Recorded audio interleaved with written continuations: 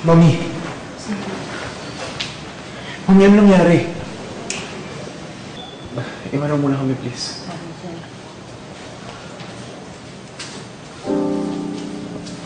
Mami, sorry ha. Nadamay ka pa dahil sa akin. Hindi naman kita sinisisi. At hindi ko pagsisisihan kahit ilang beses pa kita ipagpagulala. Kaya lang, Calvin, tama na. Tigilan mo na yung kapaliwan mo kay Angela. Huwag po kayo mag-alala, Mami. Tinapos ko na po kung meron kami ni Angela.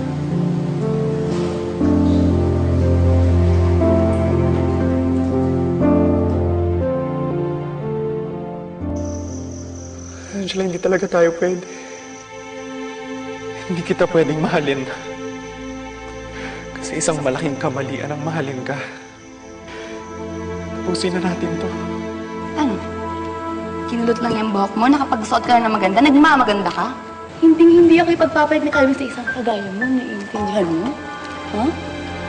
Pangit ka, bulol ka, abnoy ka. Wala magkakagusto sa'yo at magmamahal sa'yo, naiintindihan mo?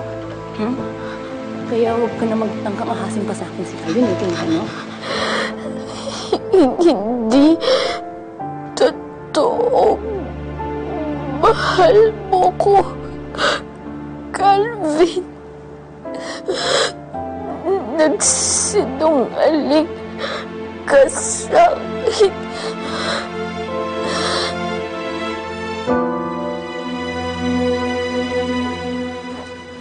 Narinig ko yung sinasabi mo kay Angela kanina.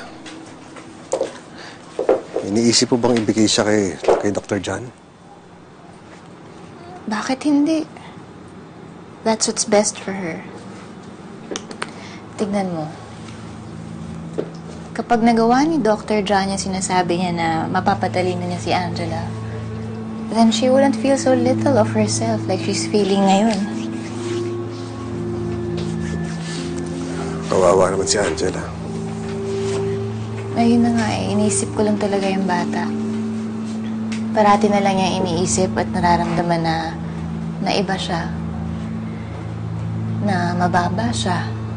Eh kahit naman anong gawin natin, we can't build her confidence up and her belief in herself kung hindi to manggagaling sa kanya. That's why I really feel na kung mapupunta siya kay Dr. John, makakatulong sa kanya yun. Naku, ayaw na ayaw ni Francis nun. Yeah, but we only want what's best for Angela. Di ba parang anak na natin siya? So let's keep her interest in mind. Besides, win-win solution, di ba?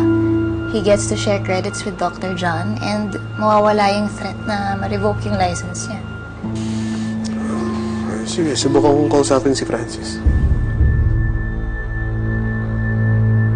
Masyado pang maaga para maghati kami ni Ana sa atensyon mo, Larry. Masyado masikip ang bahay nito para sa ating tatlo. I want her out.